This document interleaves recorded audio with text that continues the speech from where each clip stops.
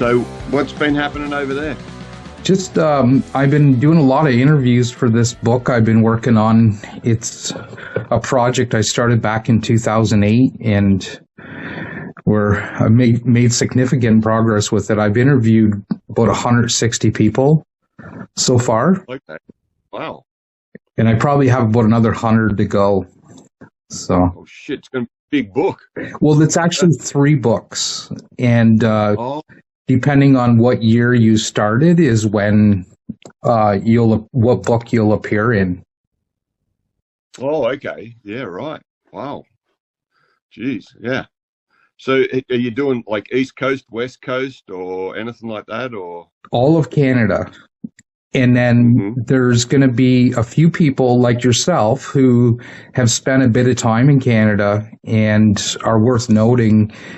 It's like I documented Leo Zuleta. You know, he tattooed at Jefferies' shop as well, and that's where you tattooed, right, for the 6 months? Yeah. No, it was longer than 6 months. We were there for nearly 2 years. Oh, really? Okay.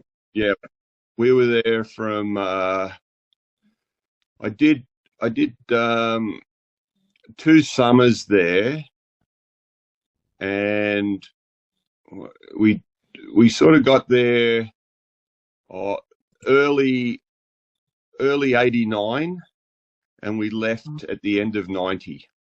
Okay, so I thought you were only at Paul's shop for 6 months, but it was a couple of years. So yeah, Canada was a big part of it for my wife and I. We loved it. We loved our time there. My wife actually worked at Moxie's down on 7th, I think it was 17th or 11th, and then she ran a bar out on Chinook. She ran a bar out there for a year. So you know we were well entrenched there. Yeah, that sounds that way. We'll go back to the start of your career and just sort of work our way forward. What was your earliest memories of tattoos? Oh, when I was a kid, I was just fascinated when you didn't see a lot of them, and it was usually the rougher guys that had the tattoos, you know, the sailors and that. But I come from a country town where, you know, you didn't see a lot of them, but when you saw them, I got excited about them. I was like, they fascinated me. Yeah. So I can't explain why or anything like that. It was just something I just gravitated to from a young age. And then I was lucky up, you know, to one of my brothers got tattooed. That really sort of got things going. Yeah. You know, and I actually started an apprenticeship, or I did an apprenticeship as an electrician. And it was about my 3rd pay packet. I went down and finally got tattooed. Okay. And it was about 16 and a half, you know. So, but yeah, that was back in the day. It was just a fascination of tattoos back then that started it all. And we had a guy in our town that was covered in tattoos. And I used to spend a lot of time talking to him. But of course, the information back then was non-existent, you know, to look at the tattoo, where to get equipment or how to do anything. And tattooists weren't going to tell you a thing. You know? No. They weren't going to do nothing, right? Yeah. I remember one shop that he was probably one of the best tattooers in Australia, and I was going there and getting tattooed, and he had a big sign painted on his wall saying, "Don't ask any fucking questions." Classic old school shop, right? Yeah. Right. So yeah, that was you know the start of the fascination of it, and getting tattooed. And I started getting tattooed during my apprenticeship as an electrician, and trying to watch what they were doing, how they were doing it. But yeah, it was hard work, you know. And the only magazine that had any sort of tattoo reference in it was Easy Rider magazine. That's great. Then.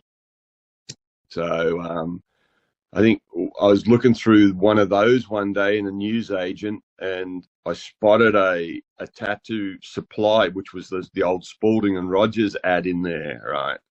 I think there was 2 ads. There was Spalding and Rogers and S&W. Okay, yeah. Tattoo supplies. And so as soon I'd finished my apprenticeship, and I'd had enough money. I actually sent off to Spalding and Rogers to try and get a catalogue, and not that was an ordeal in itself back then. Yeah, trying to get from a country town, trying to get something sent from America. So it was like you had to send a letter over, then they'd send you like a pro forma invoice back. Yeah. Then you had to pay for the catalog or the shipping, and so it took a good couple of months to get the catalog. Sure, yeah. So, now, how old would you have been when you ordered that catalog? Oh, probably around 20. 20. Yeah, 19, 20. Yeah, I think I had the catalog for a while before I started having the guts to go, I'm going to buy this, So yeah. I had no idea what I was buying, like in the catalog, it all looked, the starter kit, 2 machines.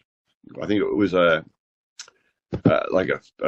4 or 5 tight liner and a 14 round shader. Okay. A couple of colors. I ordered that, but being the naive idiot that I was back then, I forgot to order a power supply. Okay, yeah. So all this equipment turned up, right? But I had a supply, and I was like, oh, what the hell? So being an electrician, I kind of figured out that, okay, I could use I used a train set controller. Yeah. Which my sister's boyfriend, he had one, and I hooked it all up, and it actually worked. And then I realized I could go down to the local electronics store and buy a proper power supply. I didn't have to get one from America. I think the other thing that threw me was you guys are on 110 and we were on 240 volts, right? And I was thinking, well, I can't buy that because it's only 110. That's right. It's not going to work here in Australia. So yeah. But anyway, I figured it out. I got through it, and I was very determined to be a tattooer, and did my very first tattoo on a girlfriend's friend, and it didn't go too well. No. Kind of like all of us at the start, right? Oh God, yeah. I remember I drove down because it was like I lived like 100 miles, like from 160 kilometers from the city.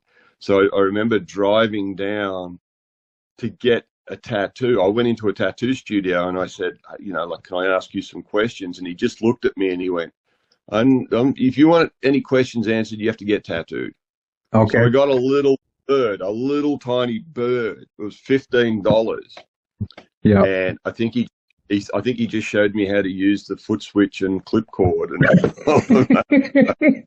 that was your $15 worth, right? That was my thing, yeah, a little bird riding. Okay, yeah. Yeah, that's hilarious. Yeah. So that was my introduction to it all. So when you had your machine in your hand for the first time and you're about to touch down on the skin, like what was going through your head? Like, holy shit.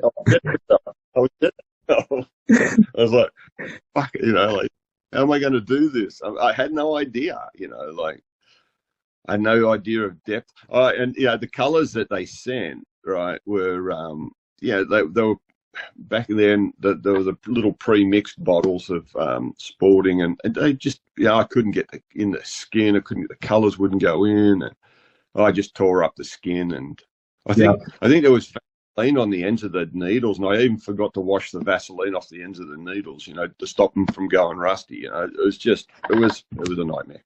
Sure, yeah. Now, you would have been around 20, 21 when you did your first tattoo?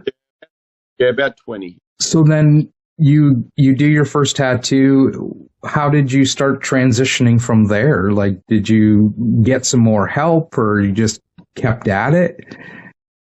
I just kept at it. I was getting more and more tattoos, and I ended up buying some more needles, and the usual. We weren't wearing gloves or sterilizing back then. Mm-hmm. It was none of that. It was, yeah. I just kept persisting at it. Kept fucking people's arms up and legs, and it's, nothing much has really changed when you think about it. Like back then, I had people that wanted to get big work, big designs, not sleeves or anything like that. Not back then, but just big pieces. And I couldn't tattoo for shit, but they still wanted to go ahead with it. And I'm like, no. So I just tried to keep smaller things until I sort of got a little bit of a handle on it. And asking questions, sort of working my, getting friendly with a couple of tattooers. And then I'd done a tattoo on a friend of mine that had also, it's a bit of a complicated story, but he'd got tattooed off a really good young tattooer in Melbourne. And he went to a shop, and there was this woman there, Patsy, and she saw his tattoo. And she said, "Who did that?" And he thought she was pointing to my tattoo. Okay. And he gave her my name and that. And she said, "Tell him to come down."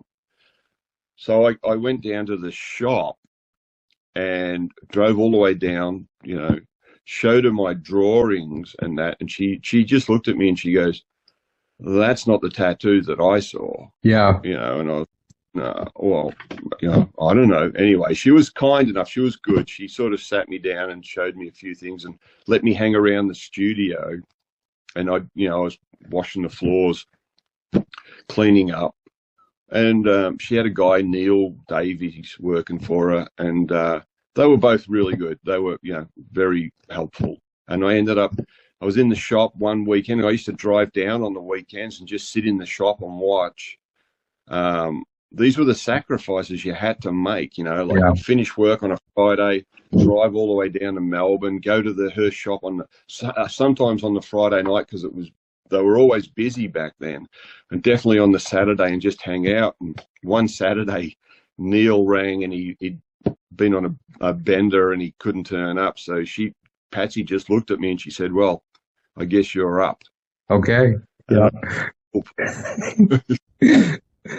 Busy Saturday afternoon, busy Saturday in the shop, and I had no idea. I had a little bit of an idea what I was doing, but she was great. She helped me through it. So that was the start, sort of getting professional at it. Okay, it's another holy shit moment in your career. Oh yeah, it was terrifying. It was, the machines you had it. It wasn't like today where everything's done for you. It was like you had to do everything yourself. It was hard work, and then on top of that, the traveling and and it was through her that I met a famous woman from Australia, Bev Robinson, Cindy Ray. Yeah, I know who that is. And she was tattooing at the time, and she was probably the most lovely woman you would ever meet in tattooing. She was amazing, right? Wasn't the greatest tattooer. She knew that, but because she was so heavily tattooed and that people were fascinated by her, they would go there. And she was working in a shop in the city. So I used to go in and see her, and she'd let me work in, it was a very busy shop, and she'd let me do some work in there. Okay. And so I was sort of bouncing between those two shops for a little while. And then I ended up opening a small studio in my hometown while working as an electrician during the day and then tattooing at night. Okay, yeah. And through Bev, she introduced me to the National Tattoo Association and the magazine and that's where I started seeing all these international, like Ed Hardy, Bob Roberts, and some guy from Canada called Paul Jefferies, right? And I was like, this stuff looks great. And so I made a decision I wanted to go to San Francisco and get tattooed off Ed Hardy, and to New York to get tattooed off Bob Roberts. Yeah. And that was in 1982. Okay. So a friend of mine, a good friend of mine, we bought a ticket, had no idea what we were doing, where we were going,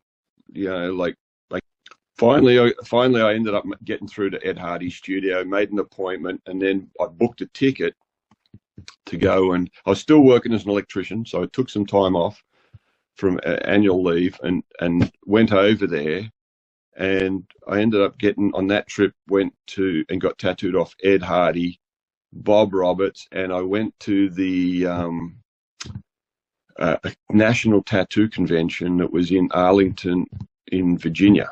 Okay. I think, yeah. So, and got to meet on that trip. So I met Bob Roberts, Ed Hardy, Shotzi Gorman, Carrie Barber. Yeah. She was just sort of starting out around that time. Greg Irons. So I met all these people, and they were absolutely fantastic, you know. That's right. Those are some heavy hitters there. Yeah, well, yeah, you know, and you're just in awe, you know, and I had the camera and I was just taking photos and asking a lot of questions. Bob Roberts actually introduced me to, I can't remember if it was a 9 or an 11 needle mag. He said, "This is what you got to be using." He actually gave me one. Okay. But I bought it all the way, but I didn't have a tube to put it in. Okay. You know. Yeah. Forgot to get the tube as well. So, but yeah, that was the start of it all, you know. So when you came home from that trip, your head must have been so full, and just a whole new world must have opened up in your eyes, seeing all that. Yeah. Well, then, you know, like mixing color and making needles. I mean, Ed Hardy was actually very good. You know, he told me how he mixed his color. Like, he must have just thought, this kid's just, you know, he's not going to be any threat or anything like that. And what the hell? So he showed, yeah, he actually grabbed a big a glass container out to fill up his blue or his green or whatever it was. And I said, oh, you know, and I asked him a few questions, and he told me at that time he was, you know, I think he was using a blender to blend his pigment. And then of course Bob Roberts, he was really good. He actually showed me, you know, like how to angle the mag and things like that. And we talked a little bit about colors, but it was, like you said, it was a lot. It was a lot to process, you know. Mm-hmm. So that was the first of many, many, many trips to America. That was the first one. So. Okay. That sounds like it would have been such a legendary trip to see all that in one vacation. Like Chuck Eldridge, he was another one that we met. Yeah. So it was a lot. And it wasn't until probably a couple of years later that I realized how lucky I was, you know, like I was. But the crazy thing is I got back to Australia and, you know, like I'd got a dragon off Hardy and I got a tiger off Bob Roberts. And, you know, it was like the Australian tattooers were like, why do you need to go to America? You can get that done here, you know. And I was like, well, no, you can't. But I was a bit of an outsider back then, you know, because, I wanted to travel. I wanted to learn. I was, you know, so, yeah. And that's very early in your career to be jet setting halfway across the world to pursue your career. Yeah. Yeah. Well, how else was I going to learn? Nobody here was really like, you know, it was a very closed-minded. And if you were a little bit different, as in you really wanted to learn and not just sit around and smoke dope or snort speed or drink, you know. Yeah. You were considered like an outsider, you know, like, you know, like that was very much the scene back then. Yeah. You know, but I was very passionate and just very determined to make. So the next trip I went via Hawaii, and I went to Mike Malone's China Sea Tattoo. Okay. this was probably the game changer. I remember walking into China Sea, and it was Mike Malone and Candy Everett. And I don't know, I can't remember if Lance McLean was there at the time or not, but he definitely wasn't in the shop that day. Mm-hmm. And I introduced myself, and I said, I'm just learning to be a tattooer. I want to be a tattooer, and blah blah. And Mike looked at me and he said, "You want to be a tattooer? You want to learn? You go sit in that chair there." And I sat in this chair, and then he brought out these photo albums, and he said, "This is tattooing," and he just put them on my lap, and it was all Sailor Jerry stuff, right? Okay. I'm looking through the book trying to be interested, but I'm also, like, no disrespect, but I was more interested in watching them tattoo, or I want to get tattooed so that I could watch, not look at the pictures. But yeah, it was an interesting introduction to those guys. And then I ended up getting tattooed off Candy Everett, and she was lovely. And we were talking about the Hardy tattoo that I got in the Bob Roberts, and then she was showing me some photos, and she actually showed me this picture of some work from Paul Jefferies, and I was like, I was like, oh my God, where is this? And I got at that time he was selling his first sets of Flash, and she had a flyer and she gave it to me. And I went, when I finally got back to Australia after that trip, I went and got tattooed off Peter Poulis. Who else did I get tattooed off? Jack Rudy. Okay. Bless him, in peace, young Jack, and I got tattooed off all those guys. And then when I got back to Australia, I couldn't get this Paul Jefferies out of my head. His work just resonated with me. It was like it was a light bulb went off, right? Sure, yeah. Oh my God. He also showed me some photos of John's work, the Dutchman's, and but Paul's really stuck in my mind for some reason. I just felt a connection with it, and I wrote to Paul, ordered his Flash, and wrote him a letter. And as Paul does, he always likes to send photos out of his work. So I got these photos of his work and a nice letter from Paul. So we started writing a little bit backwards and forwards, and I went to America a couple of times again in between. And then in 1989, I went to, so I'm sort of jumping ahead a little bit here, but just to get to where I met Paul, we were at a tattoo convention in Texas, a national tattoo convention. And at that time, I was with my wife now, who was my girlfriend at the time, and we'd taken, I decided I didn't want to work as an electrician anymore. I wanted to work as a tattooer, and I wanted to go to America and then up to Canada, and I wanted Paul to do my back. And so we packed everything up, and we were going to go overseas for 12 months and just travel, and I was going to try and work. I had an aunt that lived in Wisconsin, did some work up there, and then we went to the convention, and I ran into Paul Jefferies and his wife Wink, and talking to them at the convention, and I said to Paul, I really want to come up and get my back done. That's what the main part of this trip is for. And he said, "Oh yeah, no worries, blah blah." And he said, "Oh, we'll see what we can do." And we were talking with Wink, and then she said to my girlfriend, she said, "Well, maybe we could get you guys to come up and work." And I just sort of, was like, like. And we continued. We continued that weekend, drinking with them and having a good time. And we left the convention and we continued on our trip. We had a car and we drove around through America, and we went up into Niagara Falls, up into Ontario, and up through Sault Ste. Marie. And we met some guys in Hawaii that lived in Winnipeg, and they wanted us to come and see them. So we called in there and we saw them. And when I was in Winnipeg, I called Paul's studio to make an appointment to get my back done. And Wink said to me, she goes, "Is there any chance you can come over straight away?" And I was like, yeah, probably. Why? Is it, is there an opening to get tattooed? And she goes, "No, we need somebody to work. Okay. It's busy." And I just shit my pants. And I was like, oh, fuck. Another holy shit moment. So, and in that time, before all of that, leading up to that, I closed the little shop that I had, quit my job.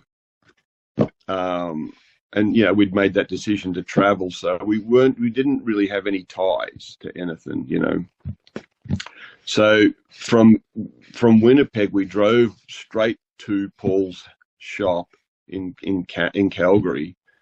Well, Wink had given me the address. I went straight to the house. She met us at her house and was kind enough. They said, "Well, you can stay here for a few days or a little bit until we can get you sorted." So she said, "You're going to start work tomorrow. Are you okay with that?" And I was like, "Oh, yeah, I guess." I hadn't even seen the shop. Yeah. Hadn't even seen Paul. Yeah. And then he come home from work. And of course, as Paul does, he, straight downstairs to the pool room and, cracked the beers, and we started drinking and talking. Yeah. And that was the first step into Smiling Buddha. Yeah. That's so, I got tingles all over me just hearing about your journey and the transition that you went through.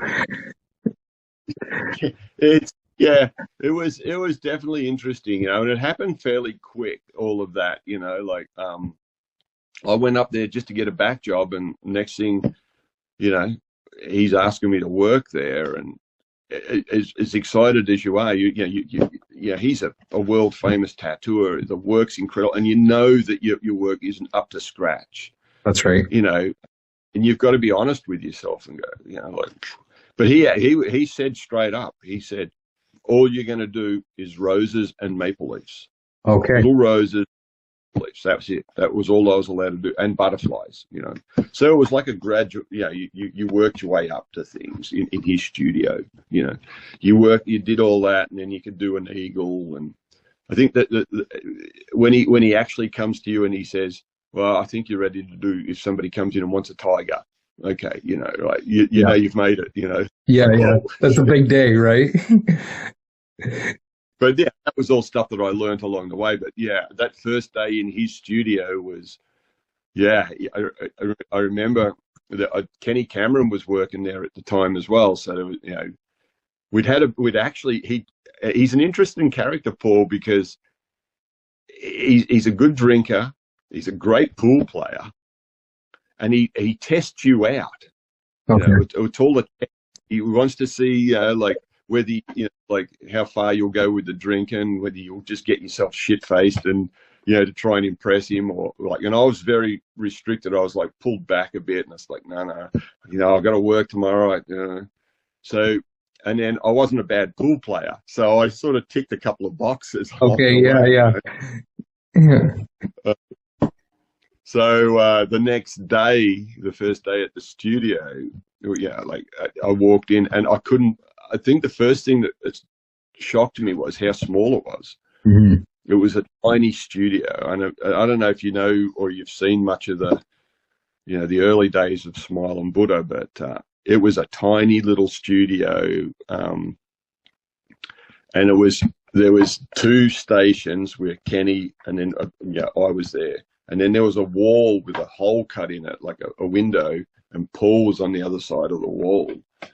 And I happened to be sitting right next to that wall. And then there was a little reception desk and, a waiting room that you could probably get 3 or 4 people in at the most. Yeah. And I remember that I got my first tattoo and Wink set the stencil up. She did everything. And I put the stencil on. It was a terrible moment, here I am. I really had it was like going back to kindergarten, Sure, yeah. And I fired up the machine, and of course, Paul, he's like, "Oh, what the fuck's that?" put a muffler on that. Yeah. So at the end of the day, he looked at my machines and he said, "These are, we got to get rid of these." So we jumped on he rang Colonel Todd, Okay. and ordered a machines for me from Colonel Todd. Yeah. So and the thing is that during that time, that first couple of months, was the people that would come through the studio and how heavily tattooed they were, and where they got tattoos from. But the one that stuck out was, like the Dutchman stuff. I got to see if people would always call in if they were even just passing through. They'd say, "Oh, John told me to call in and show you this." So Paul would always be like, "Hey, Trevor, come here and have a look at this." Okay, yeah. And got to see, John's work firsthand. Like, it was incredible, so, and it was always interesting, like talking to John's customers and just the way his approach to tattooing. And I couldn't get over the fact that he was drawing a lot of the stuff on just with a paintbrush, just painting it on. Yeah. So. Yeah, I remember watching him paint on a tattoo when I was there interviewing him. He did a tattoo after and watched him paint it on with a brush, and it just blew my mind. Did you end up meeting the Dutchman in that 2 years' time? Yeah.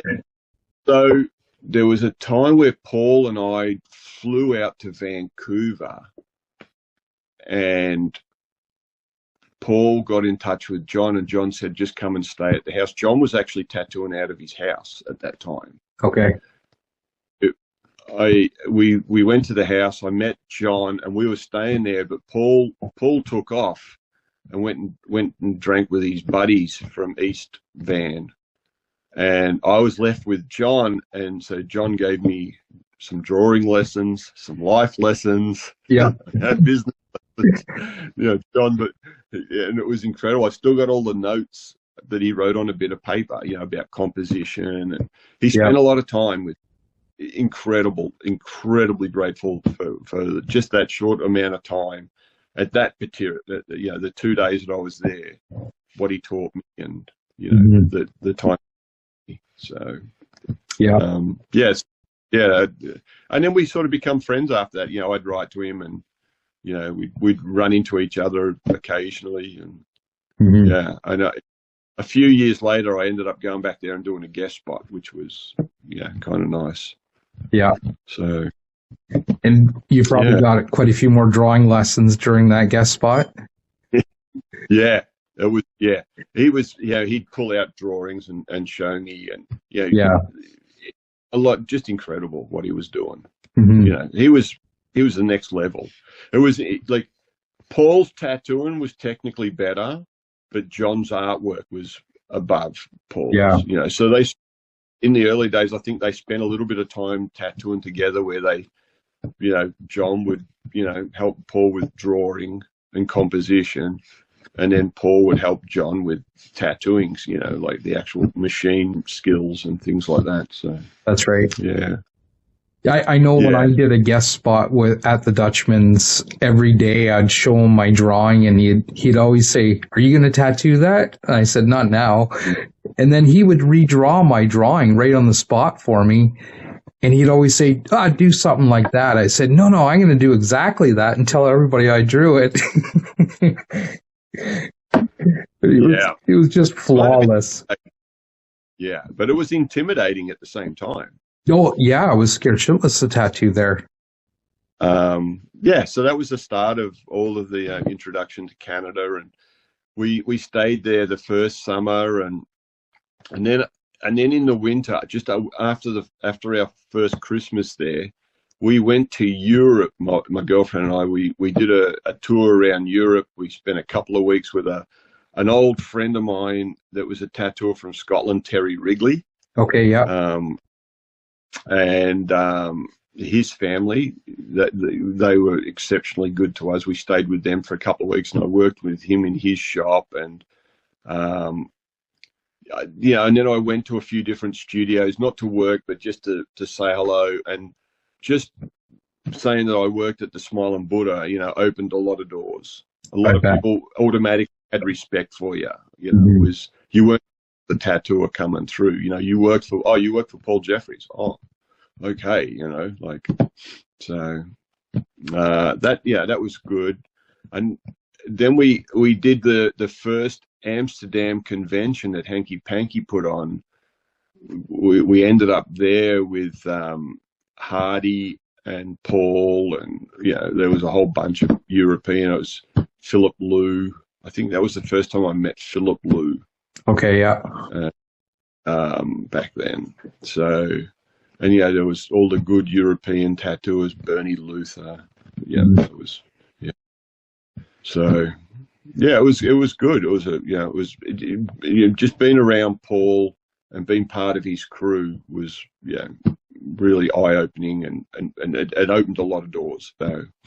And your style today, like when I look at one of your tattoos, like I could read it from across the street. It's just like your work is so bold and clean, and it's just makes such a statement.